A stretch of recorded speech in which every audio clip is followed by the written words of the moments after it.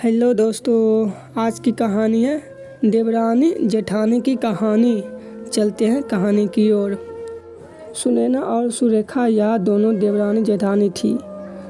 जेठानी सुनैना नौकरी भी करती थी और देवरानी सुरेखा यह घर भी संभालती। उनका परिवार बहुत बड़ा था। सास ससुर और उन दोनों के बच्चे कुल मिलाकर 10 लोग घर में रहते हैं। और अब बहुत साल बाद उनकी बुआ सास अपने भाई के घर रहने आई थी। सुबह उठने के बाद बुआ सास ने देखा कि सुनैना फटाफट अपने काम कर रही थी। सुरेखा ने नाश्ता बनाया और वह नाश्ता सुनैना ने सबको परोसा। उसके बाद सुनैना ने अपना टिफ़िन पैक किया और वह काम पर निकल गई। सुरेखा ने वापस दोपहर का खाना तैयार किया और थोड़ा वक्त अपनी सास और बुआ सास के साथ बैठी रही। बुआ सास से रहा नहीं गया। उन्होंने सुरेखा को पूछा, छोटी बहू, तुम्हारी जेठानी तुझ पर बहुत हुक्म चलाती है। सुबह से देख रही हूँ रसोई घर में अकेले ही काम करती हो और वह महारानी दिखावा करने के लिए नाश्ता परोस रही थी, जैसे कि उसी ने ही नाश्ता बनाया हो। यह सुनने के बाद सुरेखा ने बुआ सास के तरफ देखा और बोली, बुआ सास जी, ऐसा कुछ नहीं है। सुनैना दीदी बहुत अच्छी है। बुआ सास बोली, तुम बहुत भोली हो सुरेखा, मुझे सब समझ में आता है। मेरे बाल धूप से सफ़ेद नहीं हुए हैं। सुरेखा से अब नहीं रहा गया। वह बोली, ऐसा नहीं है बुआ जी, आपको सुनैना दीदी ने सबको नाश्ता परोसा। वह दिखा पर आपको यहाँ नहीं दिखा कि दीदी ने मुझे ज़बरदस्ती सबसे पहले नाश्ता करने दिया और चाय भी दी।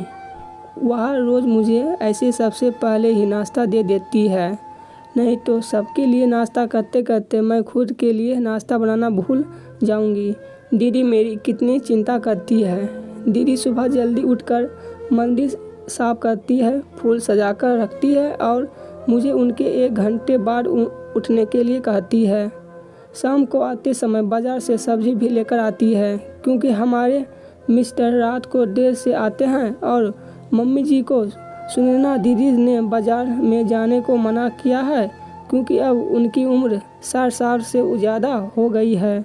बाज़ार में जाते समय उनको तकलीफ़ होगी, उनके पैर बहुत दुखेंगे। कभी उनको बाहर घूमने का मन हुआ हो तो सुनैना दीदी छुट्टी लेकर उनको घुमाने ले जाती है। और हाँ बुआ जी, दीदी रोज़ शाम को आने के बाद वह कितनी भी थकी हो तब भी मुझे खाना बनाने में मदद करती है।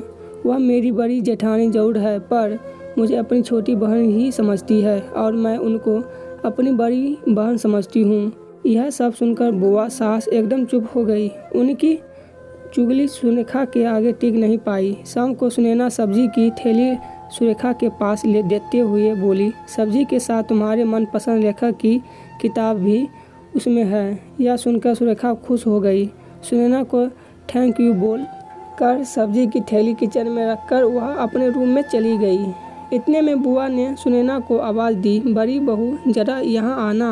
वह बोली, सुनैना तुम इतनी मेहनत करके पैसे कमाती हैं और ऐसे फालतू में किताब खरीदी करके मुफ्त का खर्चा करती हो, वह भी अपनी छोटी देवरानी के लिए।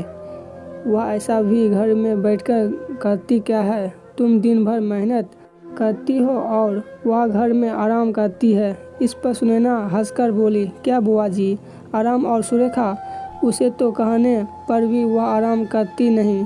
सुबह उठकर बेचारी काम करती रहती है। सबका मनपसंद खाना, मेरे और उसके मिलाकर 4 बच्चों का टिफ़िन सब वही तो करती है और तब भी उसके चेहरे पर हमेशा आनंद दिखता है। सुबह की चाय पीने के लिए उसके पास वक्त नहीं रहता। दोपहर को जब बच्चे घर आते हैं तो उनका खाना, होमवर्क सब वही देखती है। इसलिए मुझे बच्चों का टेंशन नहीं है और इसलिए ही मैं ऑफिस में मन लगाकर काम कर पाती हूँ। कुछ दिन पहले ही मुझे प्रमोशन मिला है। इसके अलावा मम्मी जी और पापा जी की दवाइयाँ कभी ख़त्म हो गई और कभी आने की हो तो वही ध्यान में रखती है। घर में कोई मेहमान आए तो उनकी मेहमान नवाजी भी वो वही करती है। बुआ जी घर और बच्चे संभालना छोटी बात नहीं है। इतना सब सुनकर बुआ जी उनकी तो बोलती ही बंद हो गई। सुनैना कभी कोई शिकायत नहीं करती है, वह सब काम कर लेती है। वह सिर्फ पढ़ना पसंद करती है, फिर मैं मेरी छोटी बहन के लिए इतना नहीं कर सकती। मैं नहीं करूँगी तो कौन करेगा। इतना बोलकर सुनैना अपने रूम में चली गई। यह सब बोलना सुनैना की सास पीछे खड़े होकर सुन रही थी। वह बुआ के पास आई और बोली, जीजी यह दोनों देवरानी जेठानी जरूर है, लेकिन इसका रिश्ता दो सगी बहनों से ज़्यादा पक्का है। मेरे घर की मजबूत दीवारें हैं यह दोनों। पहले मैं भी एक बुरी सास थी, हमेशा इन दोनों में झगड़ा लगाने का प्रयास करती थी, पर यह दोनों के प्यार के आगे मैं भी हार गई। वैसे भी झगड़ा लगाकर नुकसान तो हमारा ही घर होगा ना। पर यह बात बुआ को समझ में नहीं आई। रुदन करते हुए कमरे से बाहर चली गई, क्योंकि इन दोनों में झगड़ा लगाने के लिए ही वहाँ आई थी। पर सुनैना और सुरेखा इनकी जैसी दो समझदार देवरानी जेठानी के बीच झगड़ा करवाना बहुत मुश्किल था।